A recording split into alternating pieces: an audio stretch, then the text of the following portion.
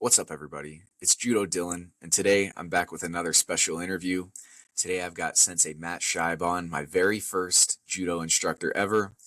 Back in 2020 in Atlanta, I started and I trained with him for about 3 years, and now I'm in Chicago, but we still keep in touch, and it was really good to catch up with him and hear about all the cool things his gym's doing.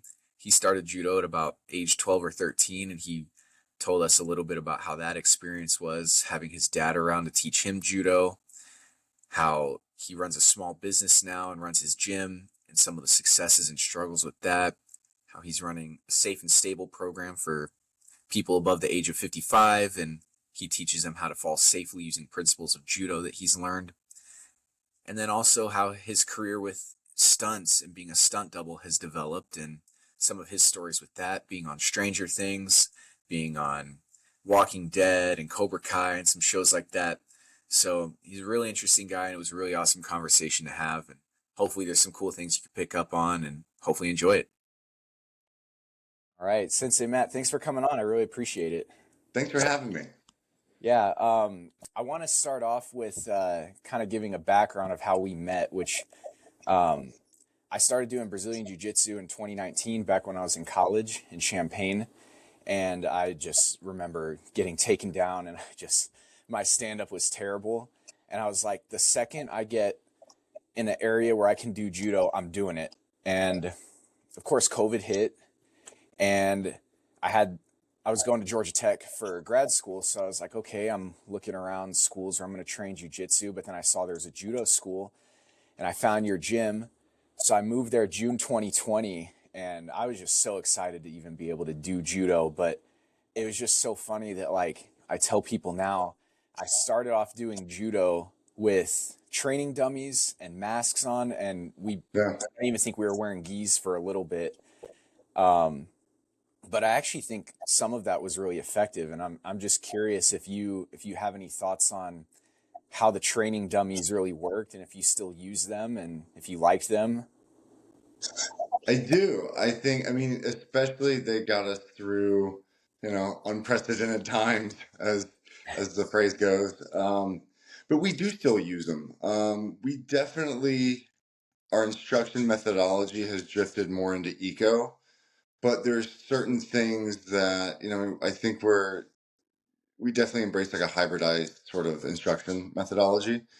And there's certain drills like our Kazuri Kesa drill um, that just work really well with the dummy. Doing knee on belly stuff, doing compression work. Like you can really, the dummy's not going to complain. So you can practice really putting some pressure and working through uh, in ways that you may not be able to do with a real person. And sometimes it's a personal lesson, or maybe it's a small group, but the dummies are definitely still useful. We don't use them as much as we did in those days, though. That's for sure. Yeah. So I was probably going to ask about it later, but since you mentioned the eco stuff, I'm really interested, because that's not, like, I hear Chris Round talk about it a bunch, but I don't think it's really big in the judo circle yet. It's huge in jujitsu, but Yeah, I'm curious, like, how what it looks like in judo and how you guys use it. yeah. I've really, and that's you mentioned Chris, Dr. Chris Round is who a good buddy of mine who introduced me to it. It's really been useful. We use it for ashiwaza. We use it for gripping. So we use it for foot sweeps. We use it for, I mean, arm bars for pins, and we use it at all levels. It's kind of funny because some of the coaches. I've also used it in our Strong and Stable program, which is our safe falling program for folks over 55. And it's a lot of our coaches and senseis have gotten in the habit of using it. And now that I've done um, some more deep dive into the academics of it and talk about it, they're like, wow, I didn't realize there was all this kind of science behind it and all these sort of, ways that like guided play is such a beneficial learning state. And it really kind of helps me as an instructor find like what is the core, what's the most fundamental aspect of this technique. And if I can just find that, whether it's lift a foot, lift a leg, inside the leg, outside the leg, double gripping sleeves, just finding a grip, it's been really really useful just to kind of break down the essence of a technique and make it accessible to folks at all levels and make it fun. I mean, instantly people start laughing, and when people are laughing, that play state is like the most beneficial learning state, not just for kids, but adults, older adults. Like it's really neat to watch and see people pick up things and learn to apply things that maybe they were kind of stuck in. Foot sweeps traditionally, it's kind of taught, oh, you'll practice a foot sweep for, days, weeks, months, years before you're good at it. But I can tell somebody who's brand new, hey, grip a sleeve, pick up a foot for 2 seconds, and all of a sudden they have a sticker. I can tell kids, find a grip that you want, get two hands on the gi, and lift up the inside of the leg. If you lift up the inside of the leg, you make your opponent do, the kids love coming up with different consequences, burpees or, whatever it is. Um, and they, I have little kids that are 7, 8 cranking uchimatas, and all I told them was to lift the leg. And before it was this really arduous process of, okay, I've got to get this kid to focus on this step, and now it's just a game, and they pick it up so quick, and it's cool. It's really cool to see. It's been fun. That's awesome. I really love to see this get traction and pick up because I've seen it help me out in jujitsu and trying to see how it can help out my judo as well. Yeah. I want to pivot back a little bit to where you started with judo, Mhm. and your father is the one who got you into judo, correct? That's correct. Although kind of my mom takes responsibility because she pushed me into wrestling. Dad never wanted me to like. He never wanted to like push me into his thing. Which I I appreciate that because I think a lot of parents do. It's prescribed diversity, or they want to make them do baseball. They want to make them do their whatever their sport was. Um, Dad pushed me into karate, which I liked the competition aspect, but I didn't like the striking aspect so much. When my mom kind of said, "Hey, you should check out wrestling," I like the grappling aspect, and then it kind of gave me eyes to see what dad has been doing, and then by the time I was 12, 13, I'd been doing wrestling for a couple of years. I was like, oh, I see why I like judo. I see what it is a little bit. But yeah, dad was a big influence and still is. Okay, so you started at 12 or 13 in judo, or were you getting sprinkles of it before that? I mean, I was definitely grew up on the mat and around the mat, but I didn't really formally, tie on an obi until, yeah, about 12, 13, when I was doing Okay. middle school wrestling, and yeah, could kind of get an eye for like what dads do, what that sport actually was. Okay. Um, your father, Sensei Dennis, what would you describe his style of judo, and how would you compare it to yours? Dad would maul people. Uh, yeah, there was a running joke for a long time, like, Dad, what's your favorite throw? And it's a front choke. Dad's judo was very much kind of influenced. He cross trained a lot in the 70s, like kind of before it was much of a thing, where he would do aikido, and he traveled to Japan and played with a very rough style of judo where he's playing with Olympians and he gets choked out and just kind of left on the side of the mat and wakes up later. He's got some pretty wild stories from those days. It was different times. Um, but certainly, him using his martial arts in policing in the early 70s, or excuse me, late 70s, early 80s in Atlanta and Florida, and being a Vietnam vet, like a combat Vietnam vet. Um, he had a very rough style of judo, and that's by his own admission as well. And mine somewhere in between, like where I strive for technique, but it's mine's still kind of a clubbing style as well. It's not very it's not a finesse style of judo for sure. Okay. I remember at one point you had told me you trained in France. Um, I don't know how long that was, but what was that experience like, and did that shape how your judo is as well? Oh yeah, that was very formative. I trained in France a couple times. One at the Paris Institut du Judo, and then did a camp as well in the Vendée and like western, kind of north of Bordeaux. French players are renowned for being very tough, very inventive. Um, yeah, that was those were that was a rough awakening to what judo can be. You know, the judo is known as the gentle art, or the you know, the gentle way, but it's really, you're just stopping short of killing someone. That's what that meant back in the day. And the French embody that. I mean, they're brutal players. They're very, very tough and very good. So that was sort of a gauntlet. And then I went from France to train in South Korea for a few months. I actually spent more time in South Korea, but that was formative in a different way. They were um, that was the most training I'd done. We were training 3 times a day, and yeah, the whole experience was very formative. Very different styles of play, but also both very kind of inventive, and styles that are created just to kind of thwart a specific opponent. Like the Korean style kind of is born from fighting the Japanese and trying to beat the Japanese and focusing on that. So each style had something different. Each training method was kind of different. But traveling and playing judo, I think, is one of the best experiences you can have wherever you can travel and play and tie on a belt. Yeah, how did you get those opportunities of being able to travel abroad and be able to train with these people? Was it like having a connection of knowing someone, or? Yeah, knew somebody who knew somebody. That's kind of the neat thing about the judo world, is that our superstars are somewhat accessible sometimes if you know someone who's a good friend. So one of my coaches growing up was friends with Stefan Truneau and kind of introduced me there. And so I got to actually live with him for a bit and train. And he kind of gave me some pointers and helped me. And then training in South Korea was kind of the same thing. One of our former students, his professor from Korea just happened to be visiting and happened to stop by one day. And even though when I went up to talk to him, he was kind of basically said to one of our Korean students, like, "Who is this young kid talking to me?"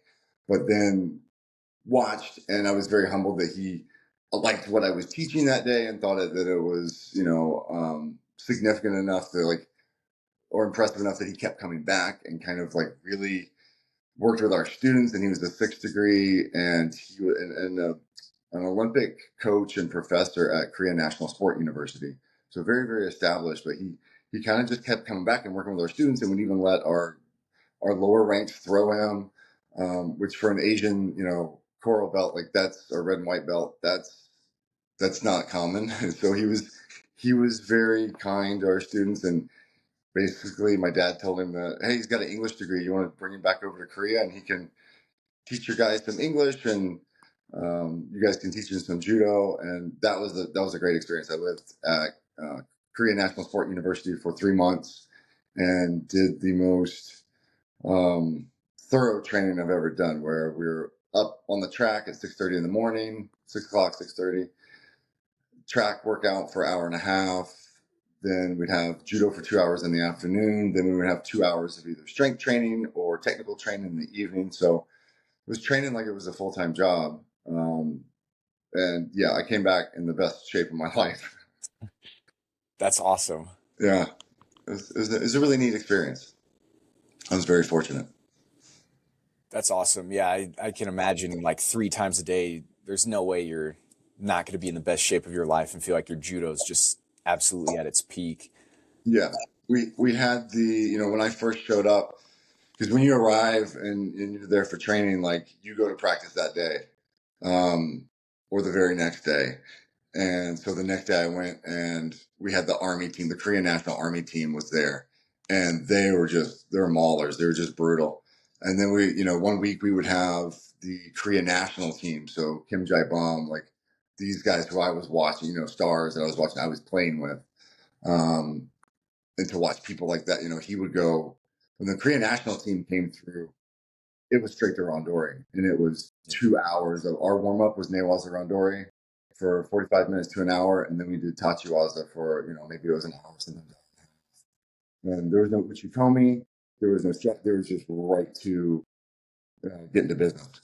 Wow. and watching like Kim Jai Bum, who was at that time, I believe, world champion. He wasn't Olympic champion yet, um, but he would go every single, for 2 hours. He was out there every single day, unless he was taping something up or adjusting something. Like he was just constant. To see that kind of endurance, to see Olympic world champion um, endurance like that and technique was, it's a once in a lifetime experience. I get to do it a couple times, so it's really cool.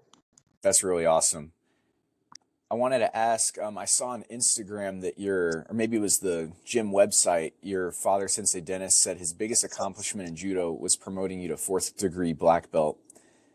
If that's his biggest accomplishment, then what would you say yours is?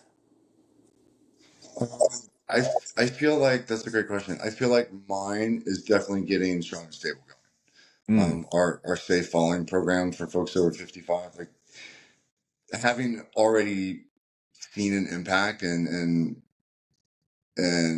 heard from folks who have fallen safely, and just knowing how devastating falls can be for folks in that age. Um, Once we got it going, and it's still building steam, I kind of instantly knew that the film stuff is great and it's very personally fulfilling to me to get to kind of tie in my backgrounds, and it's very expressive for me. Like I love my film career, but I'm without a doubt, strong and stable is, I think, will be the best thing I have to contribute. okay. Can you talk a little bit more about what the Strong and Stable program is and maybe some of the feedback you've gotten from it that you had mentioned? Yeah. So strong and stable, like I said, it's a safe falling program for folks over 55. And we start with judo ukemi.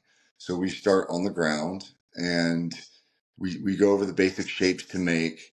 And then we quickly move into kind of what resembles stunt training. So my stunt training has kind of informed this. And then the eco training that we do in judo has really heavily informed this. Um, for folks who, especially if they've already fallen and they've already broken a wrist, or we've had people who have broken both wrists or elbow or hip, um, there's a lot of fear around falling. And it's something that I realized, my mom had a very severe fall where she completely shattered her elbow. Dad, when he falls, if he, actually both my parents fell last week. When dad falls, it's no big deal. He's now in his 70s, mid 70s. So when he falls as a seventh degree black belt, he knows what to do. He needed a knee replacement, and right before his knee kind of gave out, and he fell in the courtroom, and it was no big deal because he's like, no, the bailiff, everybody comes over, and the sheriff, and he's like, it's no big deal. I know how to, he didn't hurt himself when he fell. Most people, that's not the case. Right. So I kind of realized, especially with our older senseis, Sensei Willard, Sensei Greg. Sensei Willard is 82 now, so he's experienced some falls at home. And it's kind of same thing. When our judo people fall, we fall like everybody else accidentally, but we don't hurt ourselves generally. Hmm. Or there might be some minor bruising or bruised egos, but when people who aren't informed how to fall correctly, it can be catastrophic. It can be life changing. It can be life altering. So in seeing kind of these two worlds, I was like, okay, we need to take this fundamental skill of ukemi and make it adaptable. So a small group of us traveled to the Netherlands earlier this year. And in Europe, in the Netherlands particularly, they've been doing safe falling using judo skills for a decade. Some of these programs longer. And in the United States, it's fairly non-existent. We say um, fall prevention, right? That's what we say in the United States: fall prevention, fall prevention. Like even the name itself is going to make people afraid of falling. And like we say in stunts, it's not the fall that gets you; it's the impact, and Mm. that's where ukemi specifically excels. Is it distributes that impact and reduces the impact. So it's been taking that, and like I said, we use some inspiration from our stunt training, and once we work the progressions of, we start here and then we build up, and then we kind of start to take the crash pads away as we build confidence, and we use music, we play games. The eco games has really informed what we do.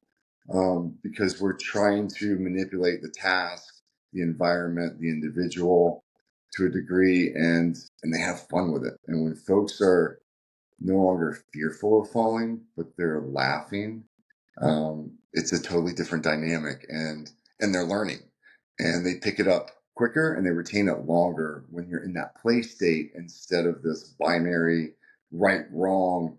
That if it's wrong, you're going to create hesitation. But if you're Mm. playing, then you can explore, and you can play with your balance and your orientation and your proprioception of like, okay, I'm falling this way, but it's not a perfect chin tuck slap the side zucchini. If you fall in your living room, you're not going to want to do a perfect side fall. Maybe you slap the coffee table and break your arm. You have to kind of modify and explore and find these things that work for your body, especially older individuals.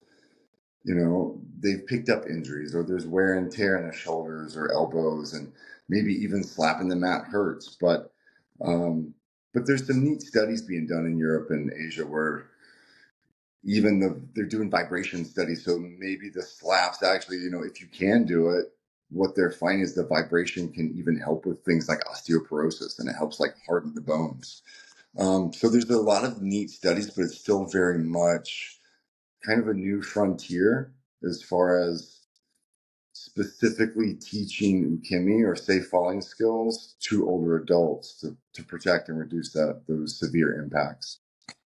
But it's turned into one of my favorite classes because we'll have folks, once we kind of get them to a certain point, we start throwing things in front of them to trip them. I mean, there's crash pads, but we throw things in front of them to trip them, have them close their eyes and walk towards things, and we do induce an actual trip. And they start laughing, but they're doing ukemi. So we've had folks already who have fallen at home and have fallen on brick and fallen on concrete, and they're like, yeah, it was no big deal. So that's what we're going for. Wow, that's awesome. And how many classes a week is the program, and how long does it last? Right now it's a couple days a week, but we're adding a level 2 in 2026. So we'll double that. We'll have 4 classes, and the duration is about an hour, about 55 Okay. minutes. So we include some mobility and some strength in there as well. But obviously focusing on the ukemi and the eco games so that we get super quick retention. We've had my mom who shattered her elbow.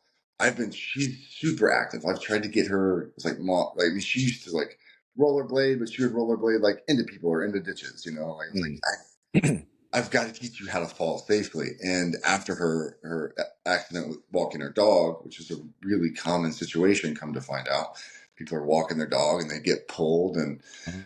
um, after, and that's informed how we do our games, how we do, you take an obi and you've got one and I got the other, and I'm the dog, I'm going, and then okay, give you a yank, and then you figure out how to fall, how to make it work, and it's maybe not that perfect angle, but you figure it out. Um, we're looking at double classes, and I'd love to do it every day of the week if we can. That's really fun. And just that like little example of the dog, like someone pulls on the belt and makes it simulate that dog pulling you or something like that. Like that sounds really, I don't know, I could just picture it. Like that seems like a fun little exercise that is better than just, us doing 100 break falls and hoping that we get it right. You mentioned like people have the fear of falling. Like even in judo, I see it. People that are young and in shape, they come in and they're beginners and they have this tension in their body. They don't want to fall. There's like fear of it. And I think like taking that away, that fear is really important. Yeah, yeah, and to make it fun, to go one step further and like get people laughing, it just totally. I mean, there's all kind of, you can do social connection. It's no longer this thing. It's no longer this obstacle. It's just now it's a skill. And it's not one that they ever thought that they would have. So it's neat to be able to, even after one class, I got to say, my mom came in the one day and I threw 3 weeks of curriculum at her. And she was like, whoa, it was in an hour. And I was like, okay, we're going over forward falls and back falls and side falls, and which is more than I normally do. But she lives out of state now. So I was like, okay, I'm going to throw the kitchen sink at her. and she experienced a fall last week and fell on concrete and was like, no big deal. She wrote me a text message like this long, like, oh, strong and stable worked. I couldn't believe it. After one class, like it was right there. I did the things. I tucked my chin, I pulled my arms in. No big deal. It's like finally, I, yeah, it's really rewarding. Yeah. yeah, that's got to be awesome to hear, especially like it's your mom. So that's like, thank God she was safe. Yeah. I want to transition back to a little bit of the judo technique topics and kind of your personal judo and competition background. Um, I think from when I trained with you, what I recall was one of your takui waza or favorite throws was Yoko Sumigaeshi. What would you say your favorite or takui waza throw is? Oh, I love Sumi. Sumi Osoto. I'm a left-sided player, so being a left-sided player, you face a lot of righties, so that arm is right there for a tie-up, and it's a good situation for I've got long legs, so love Osoto and Sumi. Yeah, that's really funny because that's kind of ended up being one of my favorite throws, Sumigaeshi. Um, I just did a tournament at Dallas, the President's Cup and the Dallas Open, but it was working a little bit, but then I started getting into trouble when people were shutting it down, and so I had to kind of switch up the game plan a little bit. But yeah, I've got longer legs and I've got a shorter torso, so it's like been a technique that really works for me, as well as Tayotoshi. Yeah, especially being a lefty. What I kind of learned in my playing that is I had to kind of kill my darlings a little bit, and I had to make Sumi like a plan B or Mhm. plan C. Um, just because sometimes if you lead with your favorite thing, right, like it can people start to kind of clock it Yeah. and start to navigate around it. But yeah, it's a fun one. And then another one, curious on your thoughts on this, Tani Otoshi. A lot of gyms ban that, and I do it all the time, but I guess I just have never gotten in a position where it felt unsafe. And then I found out, oh, a lot of schools don't even allow you to do this. Do you think a lot of gyms ban it because it's just purely a dangerous throw, or do you think they just don't teach it correctly to where people know how to do it safely? They don't teach it correctly. We actually, and I used Eco recently to teach this, and the game kind of comes out as tap that far heel. You're just trying to get back there. You have to push into the person and pick that front leg up. Where it goes wrong is people don't do Tani Otoshi. If you do Tani Otoshi, it's not an inherently dangerous technique. Mm. I came out of retirement. Used to recreationally compete for a number of years, and I had a lull in some film work, and I was like, I went against my better advice, decided to train for a tournament, and a month out instead of 3 months out. And Tawny was, I had just enough. My cardio was shot, but I had just enough gas to be able to pull off a front to back switch to a Tawny. I love Mm. Tawny, but it's the angle, and you have to push into them to pick their feet up, not fall on their knees. And it's direction, and it's not inherently dangerous. I've got yellow belts and orange belts. That's typically, I'm not going to typically teach it to a white belt, but if I see any player at any level and that's their inclination to naturally do that, then we go over how to do it properly, to lengthen that leg and not sit on their legs, but to push them.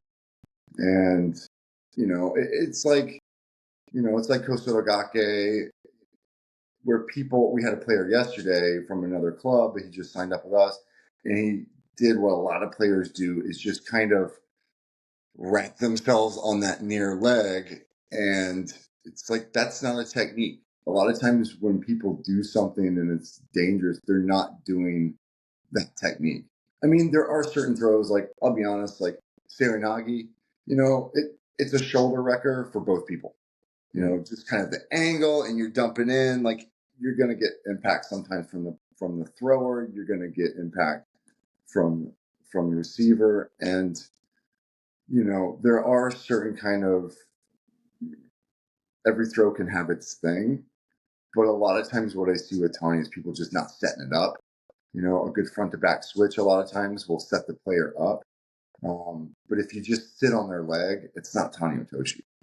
Yeah, yeah, and the injuries are pretty wild. But like you said, I feel like if it's done correctly, it's not super complicated, and I've always done it safely. And then you said you came out of retirement. How long had it been since you last competed? Because I saw it. I think it was the veterans. The It was the veterans. veterans, yeah. Okay.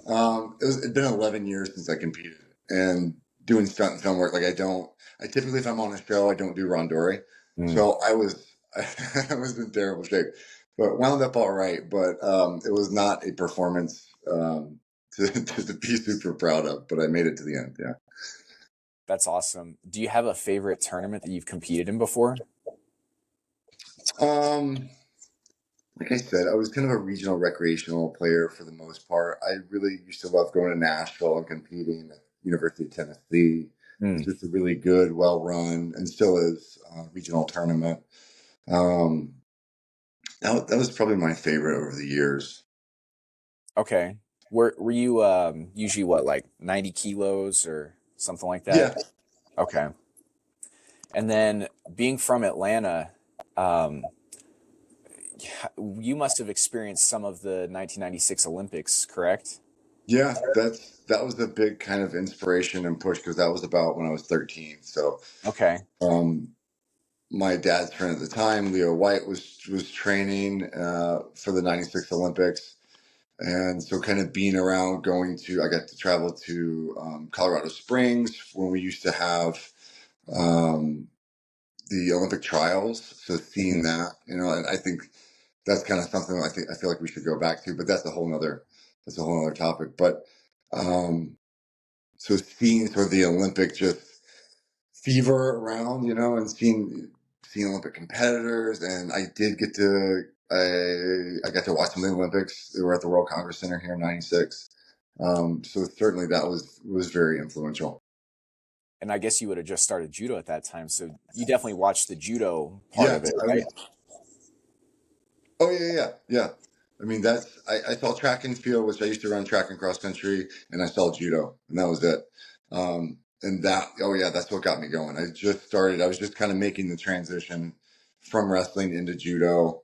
Let's see, '96. That would have been eighth grade year. So yeah, that was just sort of making that switch over and starting to use a little bit of judo and wrestling, but really kind of gravitating towards more judo.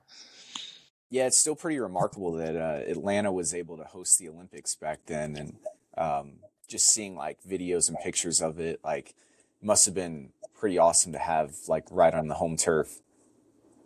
It was. It was. Especially having a little bit of ties to Olympic competitors and being around that.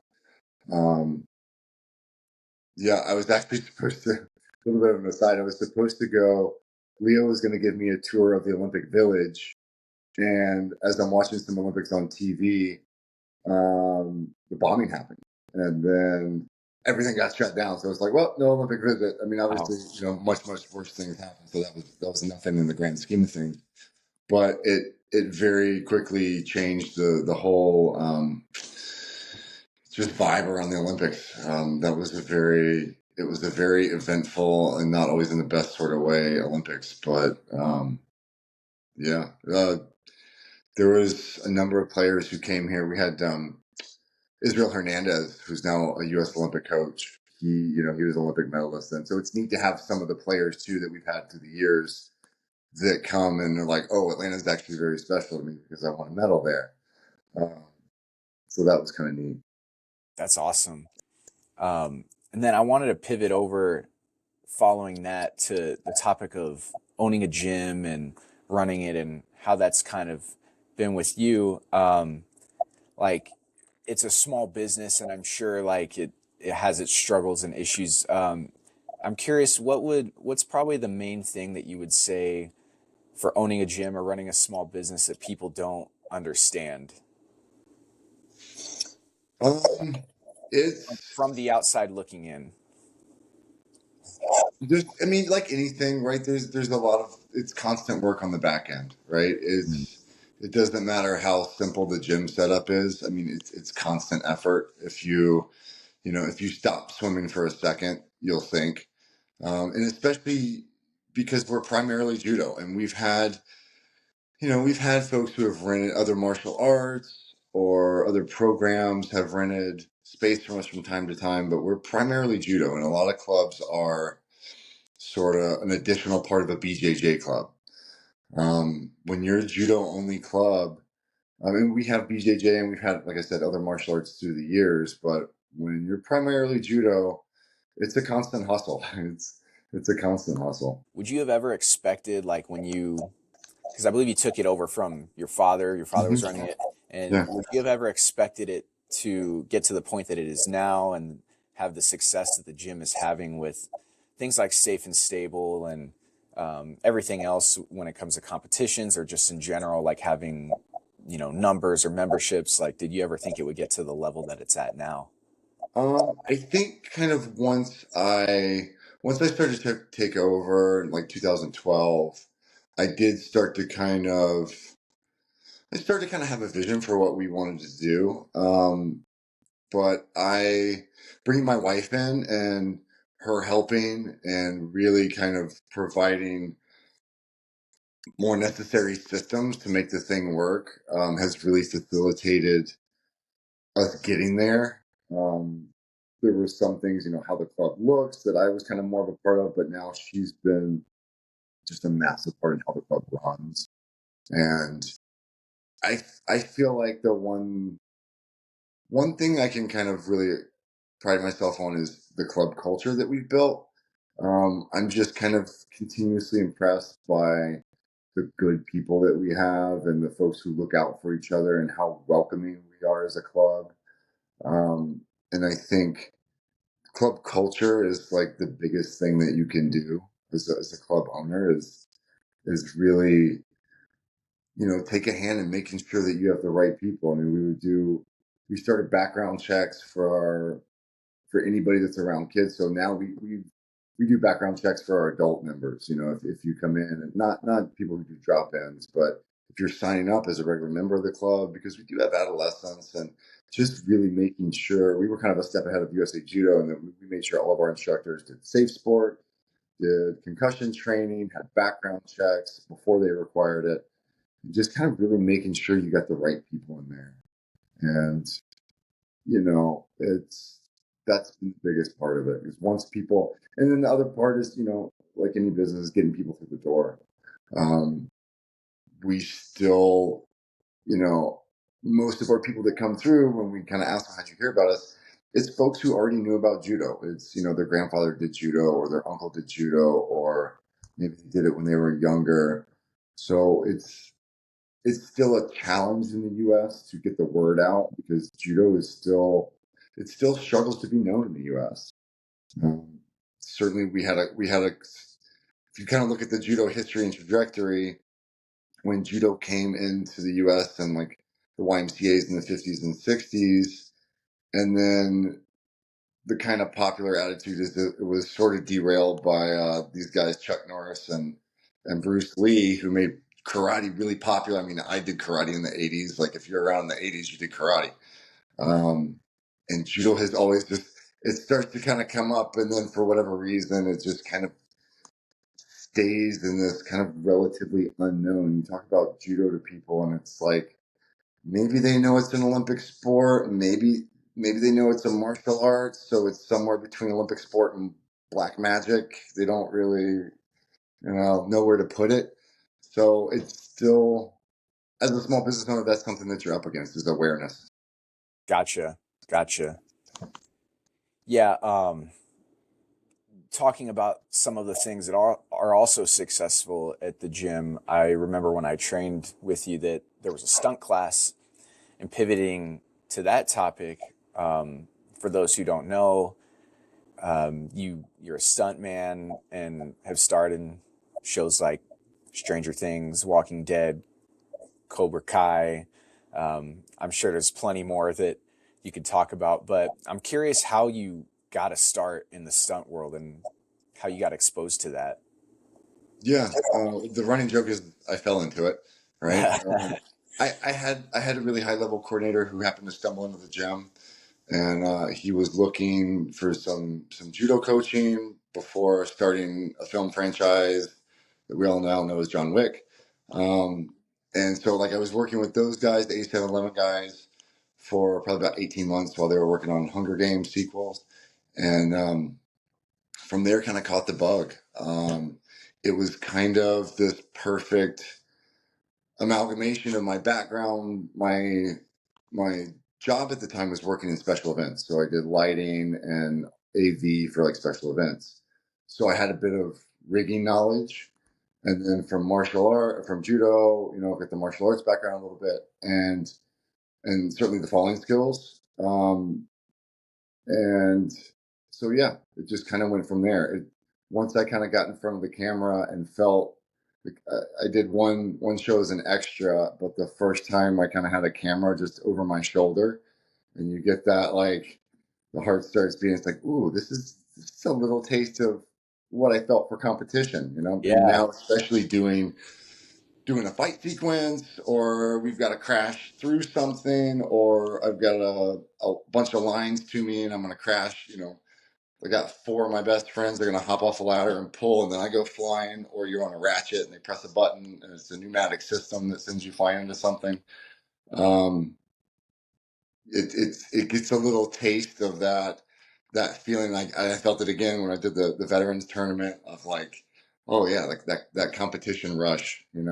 How long ago was it that you started doing stunts? I got my SAG card 11 years ago. Okay. Okay. And then how exactly do you perfect your craft or get better at doing stunts? Like, what does that process look like? Yeah. These days, I do a lot more. I mean, I still perform, certainly. It's rehearsing whatever that fight is. We rehearse it and rehearse it and rehearse it until, not until you get it right, but till you can't get it wrong, basically. And then on the last minute, the director changes almost everything. So you got to stay on your toes. But it's rehearsing and it's practicing, and it's, you know, um, these days, like I said, I do a lot more rigging. So it's also practicing and constantly kind of figuring out, okay, what new skills can I learn to add in? There's so many. Uh, I had some good advice early on, and it was like, don't try to catch up to everybody, because it's intimidating when, like, oh, this guy's an encyclopedia. Not only can he do some judo, but he can do silat, and he can do taekwondo type kicks, and he can do, like, box, like really American boxing.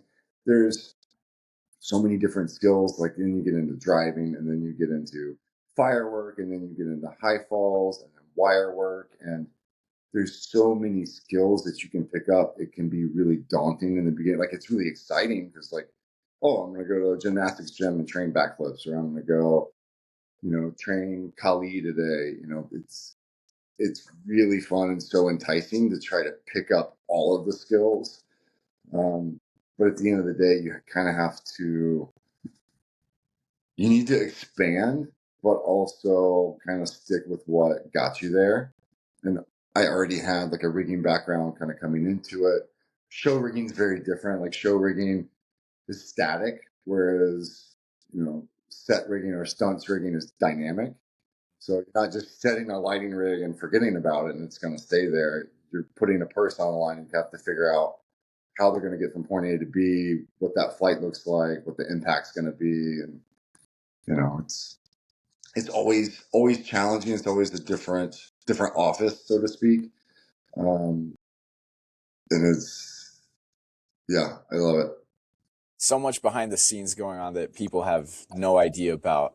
Do you take acting classes too to help with that or anything like that? Or I try to avoid talking on camera, and so far, I haven't been asked too much. I did early on, but I also it was one of those, I think I'm going to play to my strength, and being on camera. I mean, there was a while where I was asked to send in auditions for things, and so I would go in for some coaching. I had a good friend at Drama Inc., who's they're a in-town acting service here in Atlanta, and they were very helpful they were very helpful with giving me some pointers here and there. But I also kind of felt like, okay, my strength is more on the rigging side of things.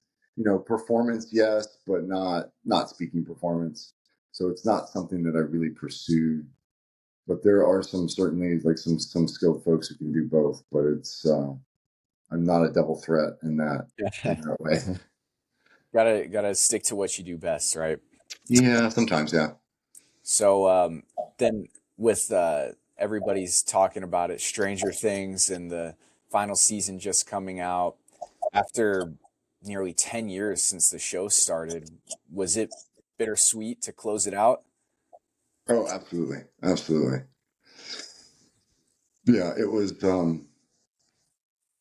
great to be a part of that. I was in there for a couple seasons, the Hmm. last two seasons, and certainly there have been people that were there for the whole ride. But it was quite an experience to work for such a duration and to be a part of that. Yeah. That's awesome. I saw on your Instagram it says you're an Emmy nominated stunt man, and then your IMDb says you actually been part of a few ensembles winning Emmys. Um, what was that like? What was it like being at the Emmy Awards and being a part of that? Oh, it was surreal. Yeah, so I was nominated for Stranger Things, and then my boss actually won that year. So that was he won for best coordinator. So that was really cool. Um, I also let's see what was the other one. Oh, we got a SAG award, so a SAG Ensemble Award. Yeah, I mean it's super neat to be recognized, to be a part of something again just so big and something that had been running for something that was just that impactful. I mean, it was just such a big show to be there. It was a really neat way to kind of put a cherry on top of that season. Do you have a favorite scene that you've done? Is it those award winning scenes, or is there like a different one that you're like, that one was awesome? I loved it. The season 4 of Stranger Things, the Hopper cabin fight. So that scene is what I was nominated for because there was the fight in the cabin and then the jump off of the roof and then the snowmobile getaway up the hill, because it was a complex enough scene. It was also, I grew up again in the 80s, so watching shows like Fall Guy. It kind of had that feeling. It was neat because we were in Lithuania. So it's like, okay, run over here, fall down, or, now we're going to get in this fight. And then now you're going to go up a snowmobile. So it just had this like kind of stunt after stunt. It was just, yeah, it was just a really neat feeling. It was a neat feeling to be part of such a big show like that. But I think the Hopper cabin fight, that and then and almost everything in this season, which I can't get into, but yeah, that show has been really important. Was that the scene where he was escaping from the prison? Yeah, yeah. Okay, yeah, I remember. I think I saw a judo throw in there when I was watching it, and I was like, that was probably Sensei Matt. In the prison when he actually gets in the fight in the prison, yeah, that was me. Yeah, yeah, Um, my boss says, "Okay, you can do a judo throw, but it can't look like a judo throw." Um, I think it still looks like a judo throw, but some habits are hard to fight. But yeah, that was pretty fun to get to do a featured throw like right there to camera. Um, yeah, that was yeah. a I fun. watched it. I was like, that's awesome. It had to be Sensei Matt. I think it was like a Koshi Guruma or something like that. I can't remember, but Yeah, because he had on the guy that I was doing. He had a big he had the Russian sort of like collar, the fur collar. hmm. And my inclination was to kind of grab that. I was like, you don't want to pull the wardrobe off. So I kind of started there and just kind of head and armed him. It was right to the deck. The stunt guy that took that, he was the champ because there was no pads on that one. We went right to the floor and it was a hard floor. So and we did it a couple times. So he was a champ on that one. Is it ever surreal being on set with like some of those big name actors, Matthew Modine and David Harbour, or other shows you've been on as well? Like, is it like, wow, I've seen these guys on TV and now I'm just sitting here hanging out with them? I was definitely, especially doing Stranger Things. I was definitely, I started off as a fan of the show. So to get to work on that show at all. Yeah, and you become, Modine was awesome. He kind of became everyone's like He had this sort of grandpa energy on the like just awesome, like cool hip, um, like the hip grandfather on the show because he was such a sort of father figure. But then also he would like pop up and like with his bandana on and like take like he was the set photographer and just kind of like on days that he wasn't on camera, he would just kind of roam around and take pictures and just kind of pal around with everybody. And yeah, it was a really neat experience for sure. I'm tuned in. I'm all caught up on season 5, and I'll be excited to watch the last few episodes as they come out. Really quickly, I wanted to transition back into judo a little bit before we close it out. Um, so, like when you compare like a beginner judoka or even like an intermediate, like someone who's kind of past the beginner phase, they're kind of starting to advance. What do you think is the biggest thing that separates an advanced judoka and I guess an intermediate judoka? Um, I mean, it's kind of become like a meme, BJJ judo meme at this point, but it's rinse and repeat, right? It's sticking around. It's continuing to train. I mean, and pushing your training and the folks who go to competitions at any level, whether it's and not everybody can, and it's not in everybody's judo path, but those folks who just keep at it and just keep doing it and come to every class and go to every competition they can. And it doesn't have to be every big, national, international, but just testing your stuff out against other folks. It's gonna give you so much more feedback than just going. I mean, certainly, like if where your practice at is going to the club and that's all your practice is ever going to be, certainly, I mean, you're going to be better off mentally, physically than not having done it. Um, but if you can push one level above and you can go to competitions like you're doing, and especially like in Texas where you went, 2 tournaments in one weekend, you just learn so much so quickly. It's like we had a player go to Texas as well, and he's like, "Yeah, I had 17 fights in one weekend," and that's against nobody in our club. So I was like, that's like going in, if you're a Dragon Ball Z fan, it's like going in the hyperbaric time chamber, and you've come out, and you've learned so much, and you've grown so much over one weekend. Um, I think that's the biggest thing. Like, if you can, you know, do some competitions. Absolutely. That's a really good analogy. I like the Dragon Ball Z, and the last person I interviewed actually mentioned that too. So that's kind of funny. Yeah, Uh, I mean it's so true. Like you learn, that's the biggest difference because the time it takes to just kind of get there in class. I mean, you're talking it's going to be years and years. I had a guy come up to me. He's like, "Hey, I've got my brown belt. I've had it for." I was like, "Yeah, but you don't compete, so you need another year of just being in the club under USA Judo's promotion criteria." So like, whereas if you go and compete, like it does like you move along quick because you're getting so much exposure. You're testing stuff out. It's the R&D lab. I mean, it's you know, you're really kind of testing it out and seeing what you can do with it. Not just trick the folks that you've been playing with and that know you know them in the club, and you guys, kind of hit this wall eventually because you know each other's stuff so well. Um, but yeah, that's great. I'm glad you did that, man. those are I'm really glad you're good. still competing. Yeah, yeah, thank you. Yeah, it was a great experience and totally agree with everything you said. I just plan on keep on pushing forward, and it's been good to see my judo grow. Got one last question before we wrap Yeah. things up. What would you say in 2026 you or the club are looking forward to most? I think we're going to have more competitors than we've had in a number of years. Folks are really gaining steam in the club and growing strong and stable. The more we've got a really good core group that are instructors for strong and stable. We've got one guy who's in his 80s that came back to judo after being away for 40 years. We've got a couple stunt women, and we're all like, there's this really fun energy of trying to figure out new and exciting things to help folks. Um, New eco games, new situations. So like we're going to. I'm in the middle of packing right now. Where my wife and I are going to Tokyo on Tuesday, and because we've been invited to give a talk there. There's a international, it's the IJF supported conference on safe falling for older folks using judo. So it's this like this is the third year I think that they've done it, and it's a small group of international folks, and it's slowly growing.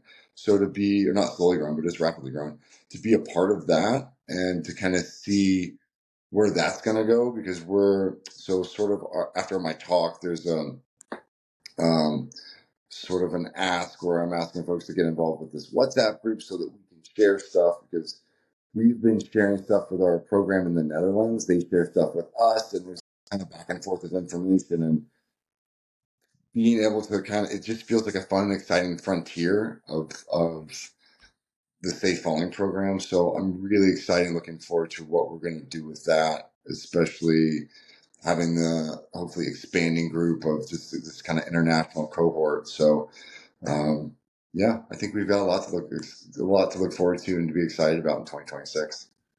That's awesome. I'm jealous of the Tokyo trip. That sounds like it's going to be a blast, and you're going to be able to pick up on and learn and make all these great connections. So, best of luck in 2026. It's awesome to kind of see you guys grow and thrive from Instagram. I definitely got to come make a visit back and train with you guys. Yeah, you're welcome anytime. And likewise, man, it's been good to see your fights and to see your judo progress and your grappling in general. It's really been exciting. So yeah, keep posting those videos so we can keep up with you. But yeah, you're Yep. always welcome, buddy. Anytime. All right. Well, thank you for coming on, and we'll be in touch. Sensei Matt, Atlanta Judo Midtown. Thank you so much. Thanks, John. Cheers, All right. buddy. Bye bye.